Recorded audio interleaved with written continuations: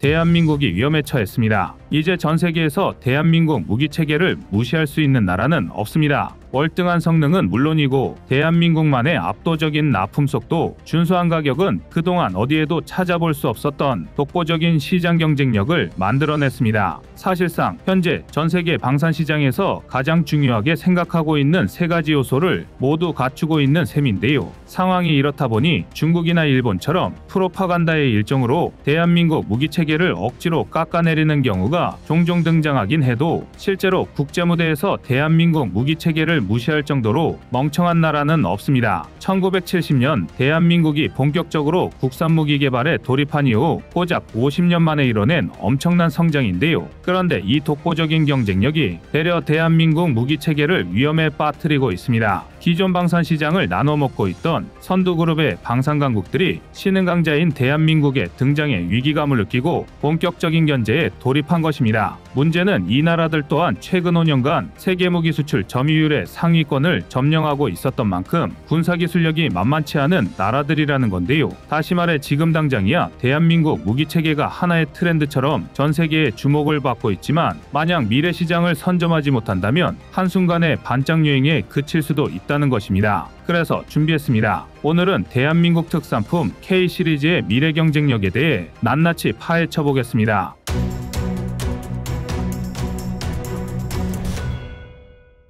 대한민국의 국제방산시장 무기수출 점유율은 세계 9위입니다. 한국 1호만 집계 이래 항상 1, 2위를 독점하고 있는 미국과 러시아가 있고 그 아래로 3위 프랑스, 4위 중국과 독일, 이탈리아, 영국, 스페인 등 유럽국이 자리 잡고 있는데요. 대한민국의 점유 비율은 약 2.4%로 8위인 스페인이 2.6%, 3위 프랑스가 11%, 2위 러시아가 16%입니다. 여기까지만 말씀드리면 많은 분이 에이 요즘 잘 나간다더니 한국 별거 아니네라고 실망하실 겁니다. 확실히 얼핏 봤을 때 방산시장의 트렌드라고 말만 떠들어댈 뿐 실제적인 영향력은 그리 크지 않아 보이는데요. 그런데 이 통계 수치에는 중요한 게 하나 빠져 있습니다. 바로 점유율이 집계된 조사기간이 2018년에서 2022년이라는 것입니다. 물론 2018년에서 2022년에도 대한민국 무기체계는 수출 호조를 기록하고 있었습니다. 그러나 이 당시까지만 해도 대한민국 무기체계는 아는 사람만 아는 숨겨진 맛집 같은 느낌이 강했는데요. 그런데 2023년에 들어서면서 상황이 완전히 달라졌습니다. 폴란드와의 방산계약이 체결된 2022년 말 2023년을 기점으로 대한민국이 국제방산시장에 가장 주목받는 나라가 된 것입니다. 그리고 여기에 더해 우크라이나 전쟁이 예상과 다르게 장기화 격화되면서 전 세계가 전쟁의 위협으로 들끓기 시작했고 경쟁적으로 국방력 강화를 선택하면서 덩달아 대한민국 무기체계의 점유율도 폭발적으로 늘어나기 시작했는데요. 또한 전쟁이라는 가장 엄격한 실전 사례를 통해 러시아, 중국산 무기들 평가는 곤두박질쳤고 국제제재로 러시아의 수출입 통로가 틀어막히면서 졸지에 러시아산 무기를 운용하던 나라들의 군사장비 개혁에도 불이 붙었습니다. 지금 대한민국은 그 빈자리를 제대로 꿰차고 있는데요. 최근 동남아시아 시장에서 대한민국 무기가 주목받고 있는 것도 다름 아닌 이 때문이라 할 수 있습니다. 중국 앞에서는 어쩔 수 없이 친한 척 웃고 지내야 하지만 뒤로는 두고 보자라며 칼을 갈고 있는 동남아시아 입장에서는 당연히 중국산 무기를 수입할 수 없고 익숙한 동구권 무기 체계를 도입하자니 큰형님인 러시아가 전쟁에서 제대로 얻어맞고 혼수 상태에 빠진 상황입니다. 그렇다면 결국 남는 건 대한민국뿐인데요. 특히 우리 입장에선 미운 놈이긴 해도 인도네시아의 경우 방산시장의 대한민국의 점유율은 무려 16.1%에 육박합니다.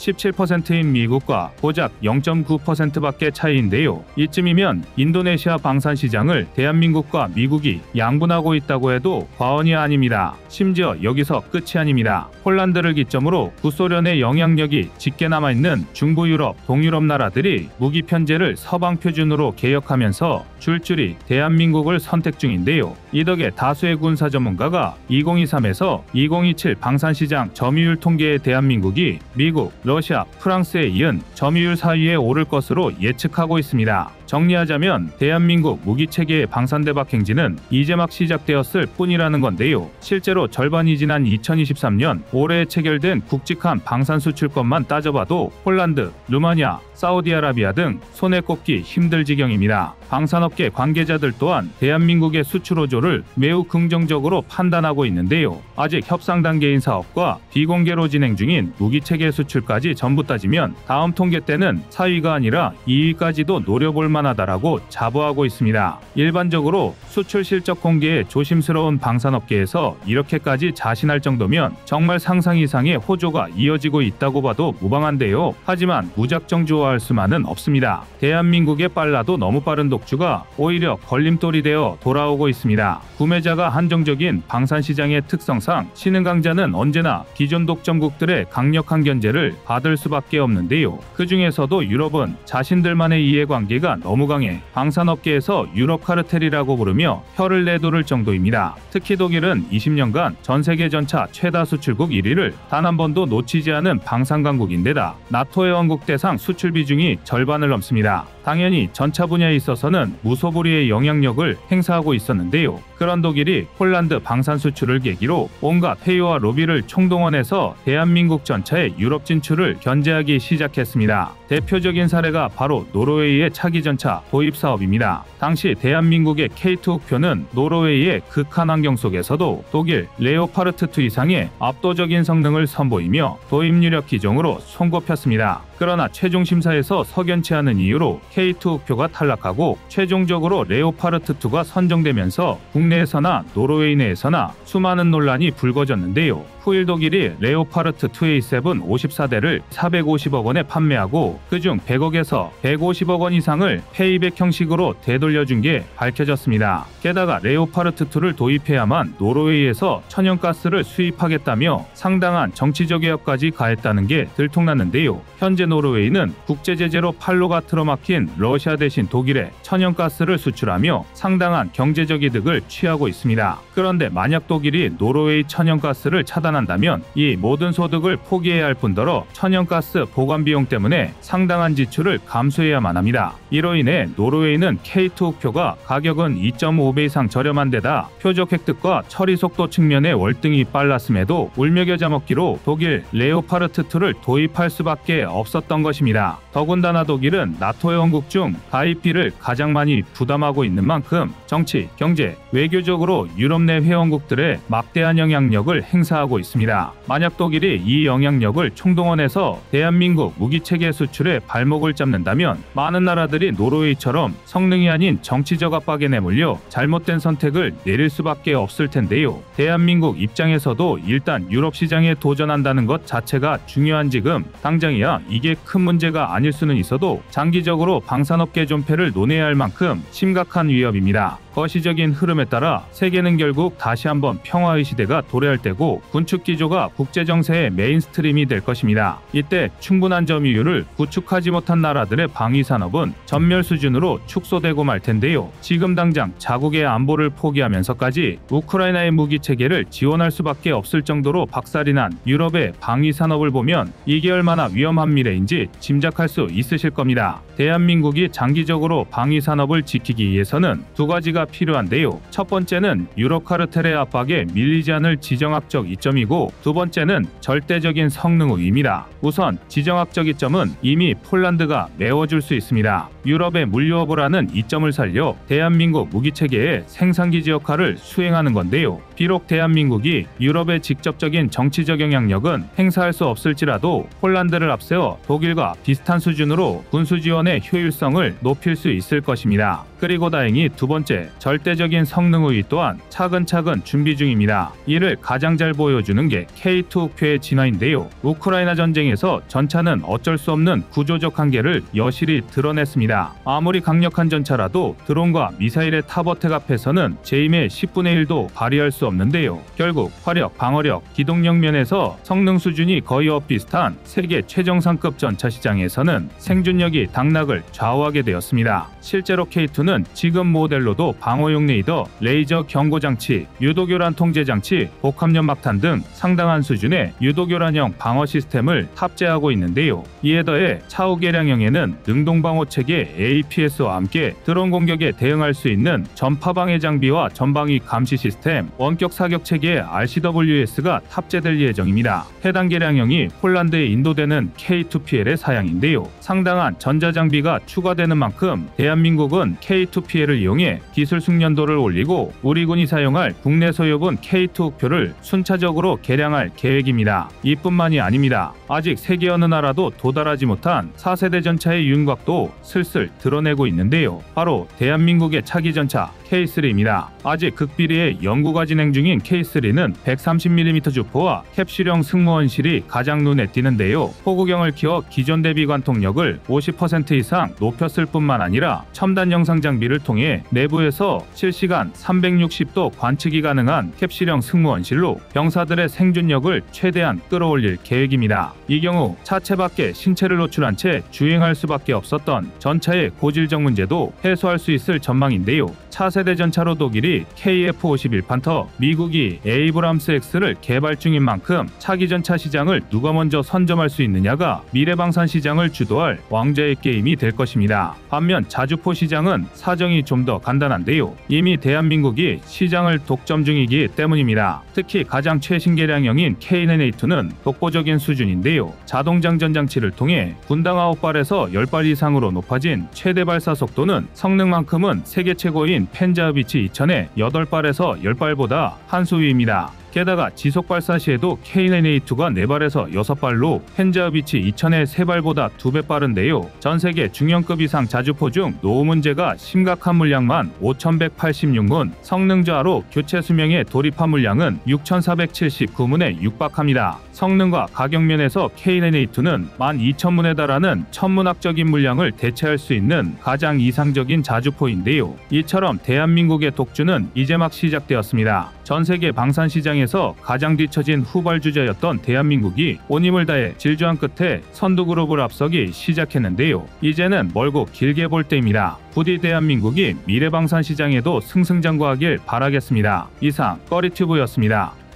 안녕하세요, 꺼리튜브입니다. 그동안 보내주신 사랑과 응원으로 1편 출간에 이어 이번에 꺼리튜브의 새로운 신작 세상에 밝혀지지 않은 현대무기 비하를 출간했습니다. 내용이 어려워 쉽게 다가서지 못했던 군사무기 이야기를 남녀노소 누구나 편하게 이해할 수 있도록 모아봤는데요. 그 누구도 알 수 없던 현대무기 비하의 숨겨진 이야기를 이제 온라인 서점이나 가까운 서점에서 만나볼 수 있습니다. 또 전문적인 군사무기 이야기를 알고 싶다면 꺼리튜브 1편인 대한민국 6회공 군사무기도 준비되어 있습니다.